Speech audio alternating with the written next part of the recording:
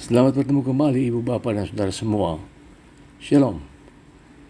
Ini adalah renungan dengan tema nubuat tentang masa depan. Berdasarkan Injil Matius pasal 24 ayat 1 hingga 31. Saya Pendeta Ferdi dari GKI. Kita sudah melihat bahwa salah satu ciri khas Matius ialah mengumpulkan semua pengajaran Yesus tentang pokok-pokok yang berbeda dalam satu rangkaian yang panjang. Dalam pasal 24, Matius mengumpulkan semua perkataan Yesus tentang masa depan dan memberikan kita visi tentang apa yang akan datang. Dengan demikian, Matius merangkai dan menggabungkan semua ucapan Yesus tentang masa depan. Kita juga akan menjadi lebih mudah mengerti pasal yang sulit ini jikalau kita menguraikan berbagai alur yang ada serta melihatnya satu demi satu. Jalinan perkataan Yesus yang disusun oleh Matius ini berlanjut sampai dengan ayat 31 di dalam pasal 24. Jadi sangat baik kalau kita memaparkan seluruh ayat ini sebagai satu kesatuan. Selanjutnya kita akan menguraikan berbagai aspek tentang masa depan yang terkait. Dan akhirnya kita akan mencoba menempatkan setiap bagian pada tempatnya di dalam polanya. Marilah kita amati alur-alurnya. Yang pertama, beberapa ayat meramalkan hari-hari yang sangat mengerikan tentang pengepungan terhadap kota Yerusalem yang dipimpin oleh Jenderal Titus dari kerajaan Romawi. Inilah pengepungan yang paling mengerikan di sepanjang sejarah. Dan ini terdapat di dalam ayat 15 sampai dengan 22. Yang kedua, beberapa ayat menceritakan kehancuran Yerusalem secara total dan membuatnya hancur lebur seperti tumpukan puing. Ini termuat di dalam ayat 1 dan 2. Yang ketiga, beberapa ayat memberi gambaran yang diambil dari pandangan Yahudi tentang hari Tuhan. Kita pernah bicarakan tentang konsep ini sebelumnya, tetapi kita harus memberikan ringkasan sekali lagi. Orang Yahudi membagi waktu ke dalam dua masa, yaitu masa sekarang dan masa depan. Masa sekarang sama sekali buruk, rusak, bejat, tidak ada lagi harapan untuk dapat diperbaiki oleh manusia. Apa yang rusak itu, yaitu masa kini, hanya dapat diperbaiki oleh Allah sendiri, jikalau Allah campur tangan langsung. Ketika Allah campur tangan, maka zaman keemasan masa depan itu akan tiba. Tetapi di antara dua masa itu akan datang hari Tuhan, yang menjadi waktu pergolakan yang mengerikan, seperti rasa sakit ketika melahirkan zaman yang baru itu. Di dalam PL sendiri ada banyak gambaran tentang hari Tuhan atau Yom Yahweh.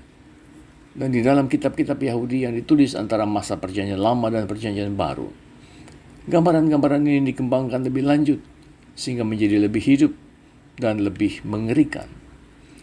Itulah saatnya teror terjadi. Hari kegemasan hari itu, hari kesusahan dan kesulitan, hari kemusnahan dan pemusnahan, hari kegelapan dan kesuraman, hari berawan dan kelam.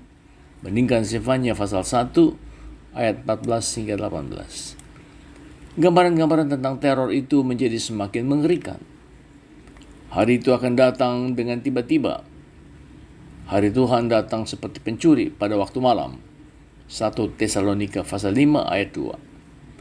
Para rabi berkata ada 3 hal yang datang secara tiba-tiba, yaitu pertama kedatangan Mesias, yang kedua suatu penemuan, dan yang ketiga seekor kalajengking. Kita tidak tahu mengapa mereka menyusunnya begitu. Alam semesta akan menjadi hancur berkeping-keping. Matahari pun akan berubah menjadi kegelapan dan bulan menjadi darah. Bandingkan Yoel pasal 2 ayat 30-31. Yesaya pasal 13 ayat 10 dan 13. Hari itu akan terjadi kekacauan moral, yaitu ketika ukuran-ukuran moral terjungkir balik, ketika alam juga bertindak melawan dirinya sendiri, ketika perang, kekerasan, dan kebencian menjadi situasi yang umum terjadi di dalam hidup ini. Seorang ahli sejarah bangsa Jerman yang bernama Führer menulis di dalam bukunya yang berjudul The Jewish People in the Time of Christ. Dia meringkaskan Pandangan Yahudi tentang hari Tuhan, yaitu gagasan yang banyak dimuat di dalam literatur Yahudi dan dikenal oleh setiap orang pada zaman Yesus. Matahari dan bulan akan menjadi gelap, pedang-pedang bermunculan di langit, kereta-kereta kuda dan kaki berderap-derap di awan-awan. Segala sesuatu di dalam alam semesta jatuh ke dalam kegaduhan dan kekacauan. Matahari muncul di dalam hari dan di malam hari, dan bulan pada siang hari. Darah mengalir dari kayu, dan batu mengeluarkan suara keras, dan garam ditemukan di sungai. Tempat-tempat itulah yang telah ditanami akan tampak menjadi seperti tidak ditanami. Lumbung-lumbung yang penuh akan menjadi kosong, dan mata air akan berhenti mengalir.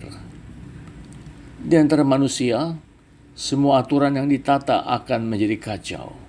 Dosa dan kejahatan berkuasa di dalam dunia. Manusia akan saling berperang, seolah-olah dalam keadaan yang gila. Kawan menjadi lawan. Anak laki-laki melawan ayahnya, anak perempuan melawan ibunya. Bangsa akan bangkit melawan bangsa.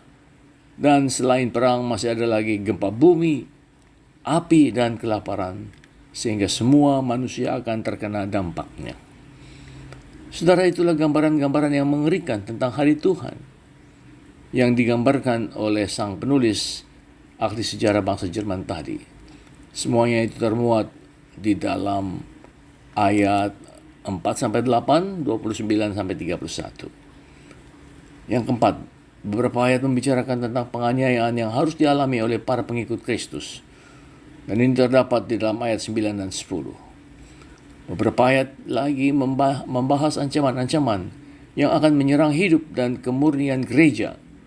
Dan ini terdapat dalam ayat 4 dan 5, 11 sampai dengan 13, 23 sampai dengan 26. Dan yang keenam, sebagian ayat berbicara langsung tentang kedatangan Kristus yang kedua kalinya. Ini termuat di dalam ayat 3, 14, 27 dan 28. Saudara, jika kita perhatikan semua gambaran yang diberikan di dalam Injil Matius pasal 24 ini, inilah juga yang sedang terjadi di dalam dunia kita sekarang. Perang antara Rusia dan Ukraina yang masih terus berlangsung, perang antara Israel melawan Hamas, Iran dan sekutu-sekutunya, kekacauan yang terjadi di kota London ketika rakyat Inggris menjadi marah dan ingin mengusir semua umat Islam yang ada di sana. Nah, begitu juga kekacauan, aksi teror, kerusuhan yang terjadi di berbagai tempat lainnya di seluruh dunia, tidak terkecuali di negeri kita sendiri. Apakah ini artinya bahwa Yesus sudah akan datang kembali? Inilah yang dinanti-nanti oleh para murid dan umatnya sejak dulu sampai sekarang. Tetapi Tuhan Yesus berkata, namun berawas-awaslah, jangan kamu gelisah, sebab semuanya itu harus terjadi, tetapi itu belum kesudahannya. Matius pasal 24 ayat 6. Jadi sebagai umatnya kita diminta untuk terus berjaga-jaga dan memelihara iman, agar iman kita tidak tergerus, tidak luntur, tidak pudar, tidak menjadi padam oleh karena berbagai peristiwa dan kejadian yang mengerikan terjadi di sekitar kita. Tuhan tetap setia mengawal dan menyertai kita semua sebagai umatnya. Amin. Marilah kita berdoa. Dalam nama Bapa, Anak, dan Roh Kudus, kami bersyukur atas firman yang sudah kami dengar dan renungkan, ya Tuhan. Engkau menyuruh kami untuk terus berjaga-jaga dan memelihara iman di tengah berbagai prahara dan kerusuhan yang terjadi di dalam dunia ini. Banyak orang yang sudah meninggalkan Engkau dan menghujat nama-Mu. Tetapi kami adalah umat-Mu yang mau tetap setia menjadi pengikut-Mu. Berilah kami iman yang teguh, agar iman kami tidak luluh, takut, dan terhanyut karena berbagai isu dan kejadian yang terjadi di dunia. Kami juga terus mendoakan mereka yang sakit dan lemah, agar menjadi kuat kembali dan sembuh. Berkati semua obat yang dimakan diminum. Juga tolonglah dampingi semua keluarga yang menjaga, mengasihi dan mendampingi kekasih yang sedang sakit. Berilah hikmat kepada para tenaga medis untuk dapat menemukan dan memberikan obat-obat yang tepat dan manjur. dan berkati semua pengobatan yang diberikan. Kami juga mendoakan gereja-gerejamu di seluruh dunia. Pakai dan berkatilah gerejamu, ya Tuhan, agar semua tetap setia untuk bersaksi dan melayani. Kami mau berdoa hanya di dalam nama Tuhan Yesus Kristus. Amin. Saudara, jika Anda merasa renungan ini bermanfaat, Anda boleh meneruskannya kepada orang lain, dan Anda tidak perlu minta izin dulu pada saya. Tuhan memberkati saudara.